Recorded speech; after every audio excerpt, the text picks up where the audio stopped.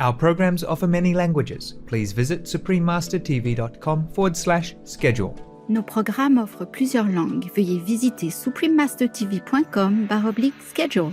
Nuestros programas ofrecen varios idiomas. Visiten suprememastertv.com/schedule. Naše programy nabízejí více jazyků. Prosím, navštivte suprememastertv.com/schedule.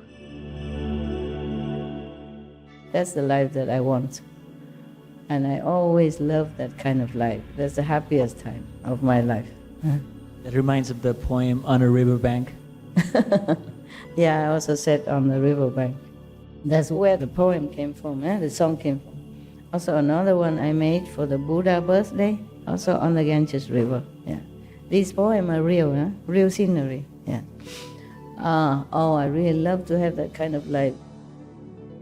Please continue watching to find out more.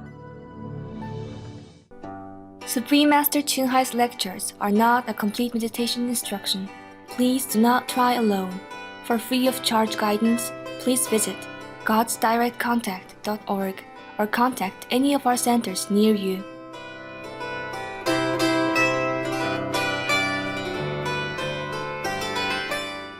Today's episode will be presented in English with subtitles in Arabic, Aulacese, also known as Vietnamese, Chinese, Czech, English, French, German, Hindi, Hungarian, Indonesian, Japanese, Korean, Malay, Mongolian, Persian, Polish, Portuguese, Punjabi, Russian, Spanish, Telugu, and Thai.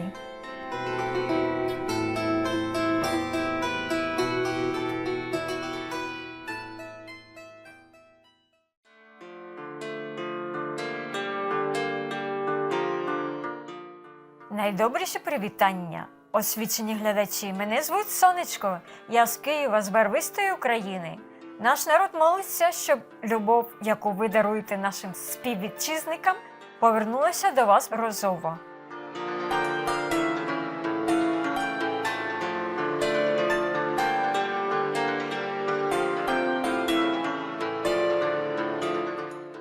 Україна є другою за величиною країною в Європі. Вважається як плато чорного скарбу, яке дарує провидіння через те, що 2/3 її сухопутної поверхні покриті родючою багатою мінеральними речовинами землею, пересіченою проточними річками.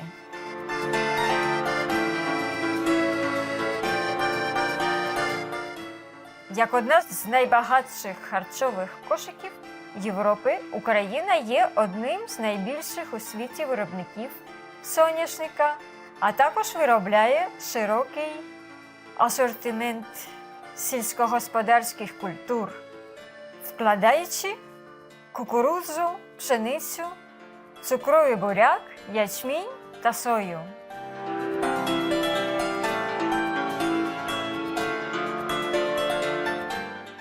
Культура України, яка чудово відображає відданість народу православному християнству, має багато дивовижних місць.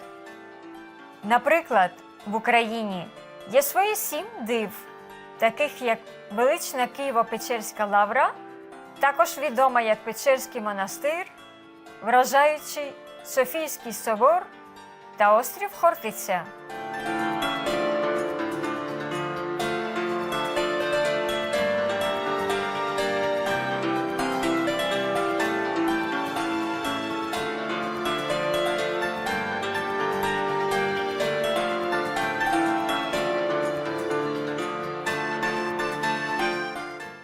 Плетіння та вишивка – важливі аспекти захоплюючої української культури, що датуються тисячами років.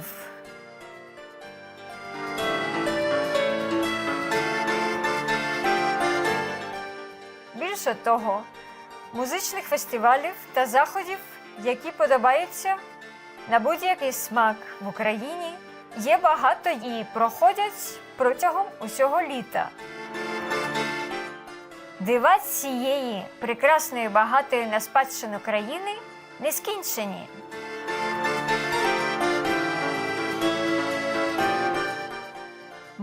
в захваті поділитися поглядом на нашу заповітну Україну з вами, благословенні глядачі. Ми молимось, щоб небеса наповнили ваші дні божественною славою та гармонією.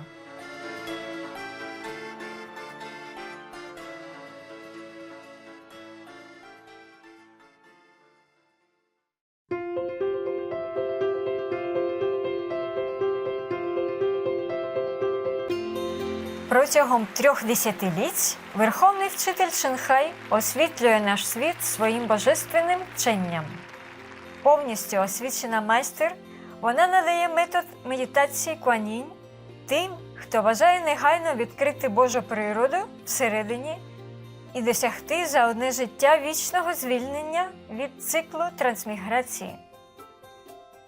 Метод Куан-Інь практикували усі освічені майстри, такі як почесний Всесвіту, заслужений Будда Шак'ямуні, богоподібний Син Божий Ісус Христос, велетенський майстер, філософ Конфуцій, Господь Кришна, почесний майстер і філософ Лао Цзи, прославлений лорд Махавіра, улюблений пророк Мухаммед, мир йому, перший сихівський гуру Шрі Гуру Нанак, Девджі та багато інших. Вона підкреслює, що якщо ми завжди пам'ятаємо Бога, надаємо самовіддане служіння іншим і дотримуємося законів Всесвіту, ми досягнемо свого найвищого потенціалу як людей і по-справжньому зрозуміємо наше призначення на землі. Верховний Вчитель Чен-Хай – надзвичайний живий приклад співчуття, регулярно надсилаючи матеріальну та фінансову допомогу, а також любов біженцям, бездомним, жертвам стихійного лиха та іншим, хто потребує допомоги. Верховний Вчитель Чен-Хай глибоко вдячний улюбленому Богу за всю фінансову допомогу, комфорт та підтримку страждаючим та нужденним, та або будь-яку добру справу протягом багатьох років як скромне судно для його її співчуття і любов до дорогоцінних дітей. Верховний Вчитель Чен-Хай з повагою дякує всім особам, організаціям, лідерам та урядам за вашу справжню, люблячу та постійну підтримку. Хай небо вас благословить навічно. Ми, члени Міжнародної асоціації Верховного Вчителя Чен-Хай, щиро вдячні вам за вашу виразну доброту, бажаючи вам всього найкращого.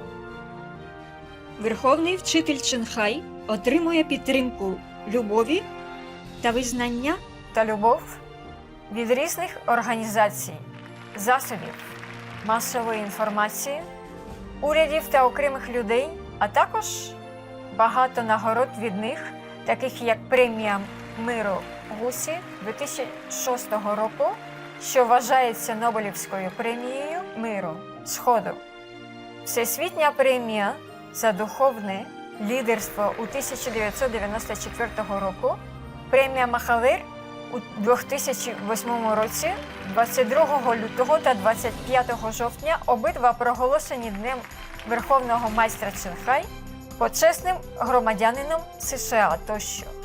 І протягом багатьох років був відзначений численними іншими нагородами та привітами за її видатні, благородні та гуманітарні вчинки.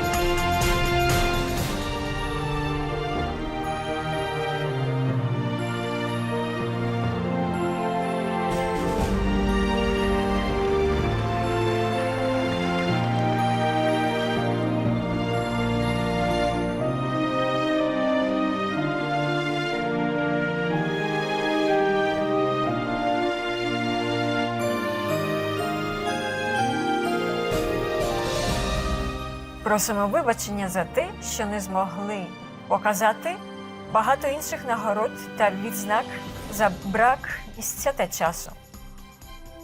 Верховний вчитель Чинхай з повагою дякує всім особам, організаціям, лідерам та урядам за вашу справжню, люблячу та постійну підтримку.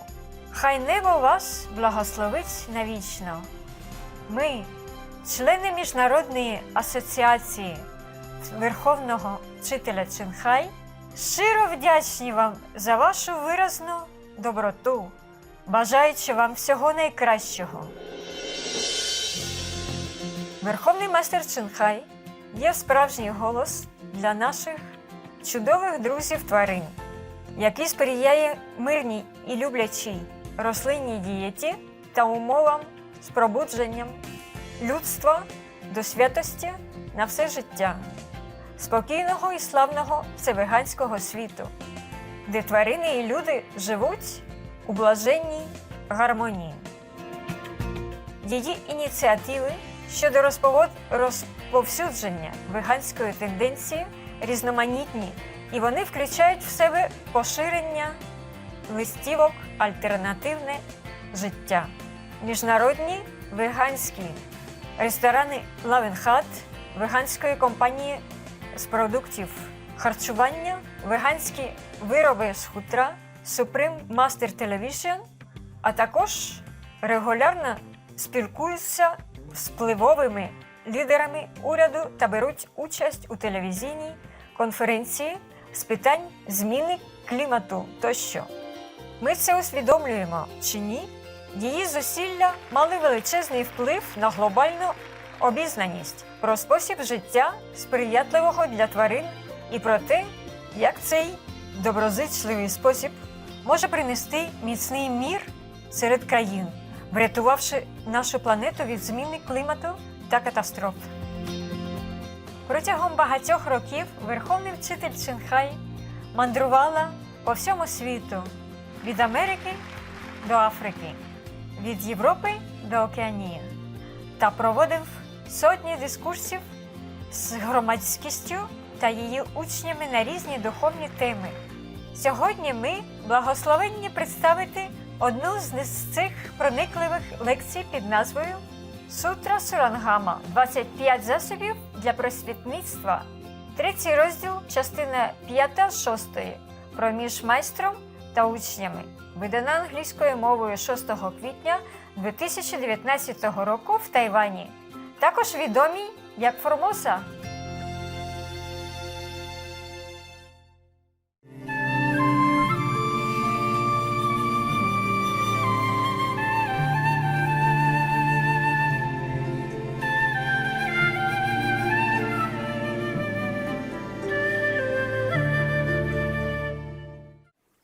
Now, the contributing karma, this is a karma that people, collective karma. And people around you that make trouble for you, okay? Of course, you can do that if you don't teach anybody. If you're alone, practicing all for yourself and maybe indirectly, automatically, by the way, influence your 5, 6, 7 generation. But if you are a master, any karma is allowed to be near you, to cling on you, to rub off on you. No matter if you're Buddha or not. See, that's why the Buddha, because of his disciple, he has no food for 3 months. He has to eat horse food. And Jesus has to be nailed on the cross because of karma of disciples. And endless other masters, you name them, they all have them. Okay? But for the disciples, it's no problem, no big deal. You don't have anything. You may be affected, it can be affected for just temporarily, but hardly anything too serious. That's a job. You want a job? No. Wise. You see, this man, he's probably later on, the world call him Precept number One, Just like Ananda is memory number 1, and 文数 英文怎么讲? Manjushri is Wisdom number one, for example, like that. And Maudgalyayana is magical number one, etc. Yeah? This one, precept withholding number one. That's why he became like a precept transmitter in this group. Whoever knew Karma, he probably transmit the precepts. So he's a law holder in this assembly. Yeah. So that's what he thinks, yeah? Precepts, yeah, and controlling your mind, your body. Don't let it ruin you. Don't let it rule over you is a method, right? Now, Maudgalyayana arose from his seat, bowed at the feet of the Buddha, and said to the Buddha, "Once when I was out on the road begging for food, I met the three Kasyapa brothers. Three of them. One name is Viva, another one named Gaya, the other one named Nadi, who proclaimed for me the thirst come one's profound principle of causes and conditions. I immediately brought forth resolve and obtained the great understanding.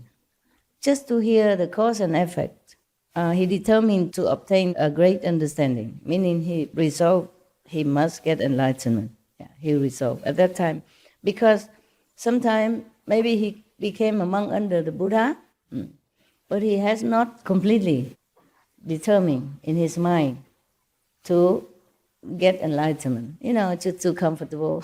Every day sit at the Buddha's feet, listening to him talking and explaining things, and the Buddha pamper, spoiling all these monks like his own children. Yeah, it's too comfortable. You know something and you feel something and you're determined to get it. It's another thing.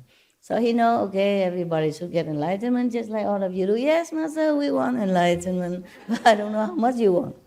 So only that day when he went out begging, and suddenly he listened to these three brothers, same in the house, same Buddha's monk, talking about cause and effect. Karmas, yeah. And suddenly at that time, maybe he feels scared. Suddenly it hit him that if he doesn't practice well, if he doesn't get complete enlightenment, maybe like that. Every day he took things for granted. Yeah, I have a Buddha. Buddha will save me. Just don't even think like that. Just too comfortable. Just sit there. Doing not much. Maybe don't meditate very well the way you do. You meditate better, right? Huh? How did he learn so fast after he went outside and started? It just happened, okay? Just like sometimes, suddenly, you listen to me for years, the computer, yeah, or internet. Master, you're the Buddha, enlightenment nature. We all have to be disciplined, must get enlightenment. You listen and then, oh yeah, okay. But you don't get it. And suddenly, one day you hear one of my sentence, and then, it hit you. It brings you something that you never know before. Or maybe one of your brother and sister, they just talk together about something, and at that moment, somehow it drives home something, okay? It just happened, yeah. We need a lot of cause and conditions to arrive at where we want to arrive, okay? So it's just like some monks before, he listened to this and then he listened to that, or suddenly he saw this and then he awakened. Not because of the bathtub, not because of the bathhouse, not because of the water. It's just the condition ripened, yeah, and then it happened. Just like your mother keep giving you milk, and then suddenly one day, that's it, you don't need more milk. And I have practicing to ride bicycle when I was young. I keep falling, hurting my knees. And one day I just can. I thought I could not. I keep falling and the bicycle run away from you, They control you, not you control the bicycle. It doesn't go straight, it goes to anywhere. You know that when you first try the bicycle. Till one day I just can, just like that. You see? Yeah. Time, Yeah. Just time, just the right time, yes. And probably these three brothers talk to each other about the bad consequences of bad action, yeah? Like you could go to hell forever or suffering forever. Just like one of the sutra, Maudgalyayana, one day he also had to take one of his disciples to go to see hell, see all kind of suffering, to wake him up. See that? Now these three brothers was talking probably about something very terrible that happened in hell. Maybe because they themselves saw it. That's why it makes more impressive influence on Maudgalyayana. Understand? The Buddha say, okay, if you don't practice, you eat meat, you drink wine, you go to hell. Everybody knows that already, yeah? It didn't hit him until that day. Personal experience from these three brothers tell me, oh, my God, yesterday I went to hell. Not went to hell maybe, but hell was open for me to see the scene that people suffer in there, all the beings suffer in it. It's incredible. It's unbearable. And then it hit him that it's true, it really has hell. And people, beings truly suffering in there. A turning point in his life, it hit him. So he became determined to pursue Buddhahood, at least enlightenment. Otherwise, he don't want to go to hell like that. Yeah. The third come one accepted me, and the kasaya was on my body, and my hair fell out by itself. After that, he came to the Buddha to want to become a monk then. Maybe he was just a lay person before, and just come and go, don't care. What for, become a monk? A monk eat one meal a day, how can I bear it? I stay at home, I still have this and that, I eat good food and still can get enlightenment. You see? The Buddha did not say that all of us have to be monks in order to have enlightenment and to reach Buddhi, so why bother, Only then it hit him and he ran to the Buddha, became monk. And the kasaya means the big robe, the most outer robe of the monk. It's like a blanket. Before, you just wrap on your shoulder. Nowadays, they make a button or something here so that it don't fall off. It's just a blanket that mostly Hindu monks still using it. They have a blanket, they carry it on their shoulder, so it's convenient, And then monks, they have it. They carry it everywhere. They can spread it on the floor to sleep. They can cover themselves, or they can cover when they take a bath in the Ganges, so they don't be too indecently exposed, or change the clothes, something like that. Finally, until this day, in some country it become like a must-have, but it doesn't have that practical function anymore. Because in India at that time you have only one inner garment, maybe another cloth or inner garment, and then outside you have this. And you cover yourself from the shoulder on down all the way to your feet when you walk. It's for distance. And also when it's too hot, you cover shorter, for men it's easy. The Hindu monk, they have that, okay? They have only maybe a short or a long cloth underneath, and they have a kasaya. Some have more, maybe a t-shirt on top, saffron color or pink color, or maybe not, just that this wrap around, and they use it for many things, to even filter their water. They use a corner of it, pour water into their gourd or something, or their bowl to filter. In the old time they do that, because they don't have other means. Especially if you are wandering monk, how can you carry all kind of filter bottle, filter machine with you, nah? Or here you have all filter water, clean, yeah, very good. So that's called a kasaya, And nowadays they make it more official, and in the old time the kasaya will wear out sometimes, and the monks, of course, will mend it with their little pad of cloth. And the more patches, meaning the older, more senior in the monkhood, And nowadays they all sew it all up for you already. many pieces on your kasaya, just symbolic, mean that you mature in monkhood, that you are bhikkhu and bhikkhuni. But in the old time, there was a very practical piece of clothing for the monks and for the nuns. The nuns, of course, has to wear more. The monk is easy. Even just that is enough. And they wash it and they wear it immediately. Mostly they will have only that. They don't have double to change. I had almost like that when I was in Rishikesh, except it's white. I had 2 pair. Because if a woman, you get wet, it clings to your body. It's not good. So if it's wet, I change. So I have 2 pair, but very thin so that I can carry around, okay? And some undergarment, of course, all right. So I had only 2. I wash and I wear immediately. Just put on the rock and you wrap around with something, and then you wait, you meditate, and then your clothes dry, and then you go home. Oh, I feel very nostalgic. As long as I'm along the Ganges River, I do this thing. Yeah, I can't remember so many places I went. Yeah, that kind of life is my life. That really is my life. I was so happy. I did not even think that I'm happy or not happy. You just feel, empty of everything. You're just fine. You just live your life. That's the life that I want. And I always love that kind of life. That's the happiest time of my life. That reminds of the poem On a Riverbank. Yeah, I also said On the Riverbank. And that's where the poem came from, the song came from. Also another one I made for the Buddha birthday, also on the Ganges River. Yeah, these poems are real, real scenery. Yeah. I really love to have that kind of life. You have no idea. You have no idea.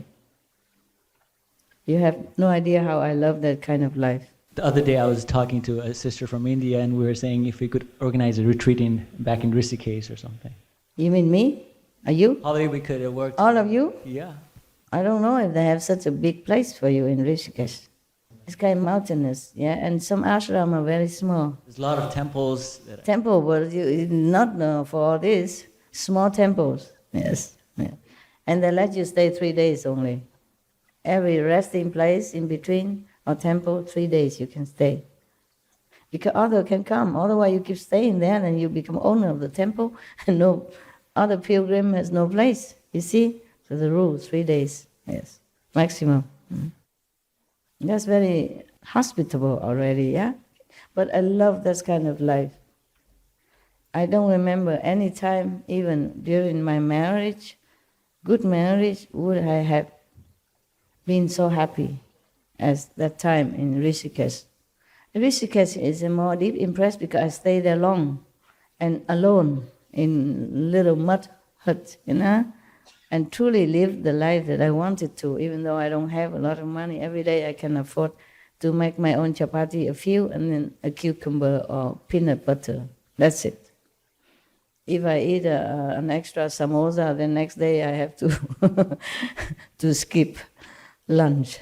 Yeah, it's cheap, but I didn't have a lot of money at that time. It had to last. I didn't know how long I stayed. Now I think about it, that's the happiest time ever, of my life. Happiest time. And if I could do it again now, I would be ever so happy again. I imagine that.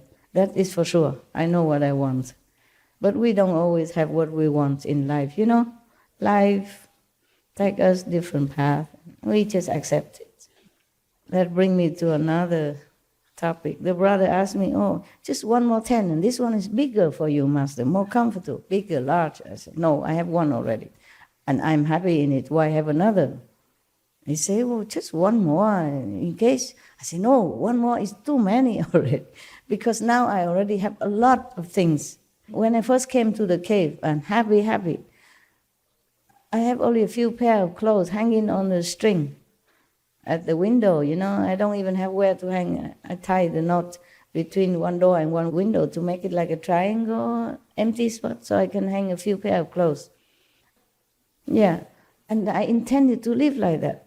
And because I forgot that I need to go out and appear in the public and then, conference this and that, and then so they bring clothes in, and then because the cave was leaking, originally, I put clothes somewhere else, so I don't want to put it in my cave. I want my cave just empty like that, as is.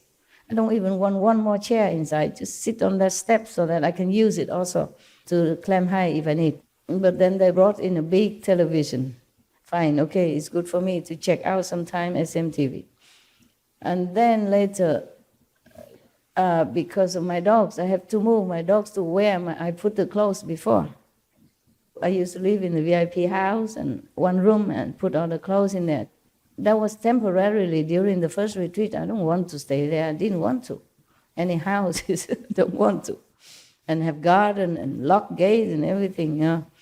So then I moved to the other emptier house. But then the dogs came and they want to see me, and I don't want to go to the VIP house to see the dogs. The dogs stay in the VIP house. I stay in the cave. So I have to move the dogs there so that I can see them often to see if they're okay or not okay, if they're well taken care or not. You know, you can see that if you see them often, yeah. And every day I go there and make it into my office, yeah. But that only when I see the dogs. And when I don't see the dogs, then I bring work back to the cave and work there. Also there is electricity, light, yeah, they put it in. Before I don't have. If I don't have to work, I don't need electricity either. When I first came, I did not even have this heater fan. Nothing. And okay for winter too. If you zip the tent down, then you don't feel that cold. Just a little bit more clothes or more blanket, yeah. They brought me three very thin fleece kind of blanket. Sleeping bag actually type, but I zip it all out and make it.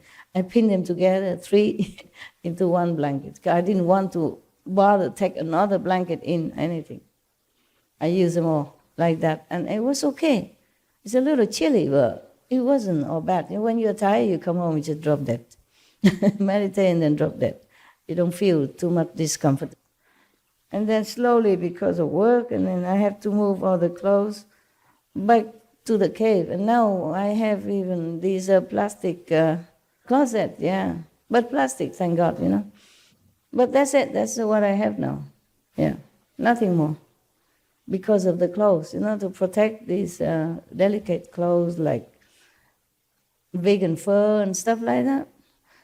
So he wanted to squeeze that tent also inside there. I said, no, please, don't make me sacrifice more than I already do. I said the clothes and the closet now that we brought newly in is already my limit of sacrifice for all this, okay, for my cave. No more, please take. He did not understand, so I had to tell him that. These clothes and closet already a sacrifice for me. So if you put another tent here now, it's a bigger sacrifice. Don't force it. I don't want it. If I can, I would throw everything out in just a few pair of clothes. That's all, then I'm happy. But I cannot, so I have to accept it. So just don't make any more. He didn't mean anything bad. He worried about me. He was crying even. You know, Master, why you stay in such a small space like that? I said, small? I am small. That's enough, you know. The coffin is even smaller. The coffin, you know, when we die, even smaller, and we fit all in. Why worry about now? You know, the tent is okay. Just fine, yeah.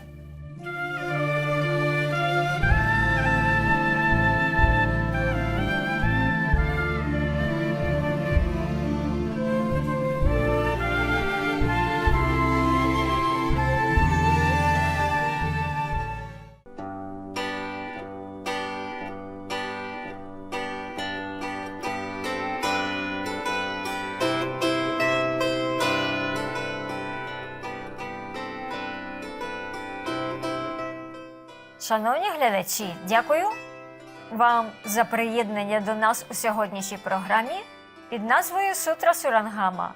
25 засобів для просвітництва. 3 розділ, частина 5-6 уміж майстром та учнями. Далі слідує дорога до великого шляху. Дискусія про вчення Каодай з доктором Буйдакхун та доктором Буйдан Камхун, частина 1 з 2. У словах мудрості одразу після заслуговуючих уваги новин. Будьте в курсі на Supreme Master Television для більш позитивних програм. Нехай небесні царства дарують вам духовну пишність.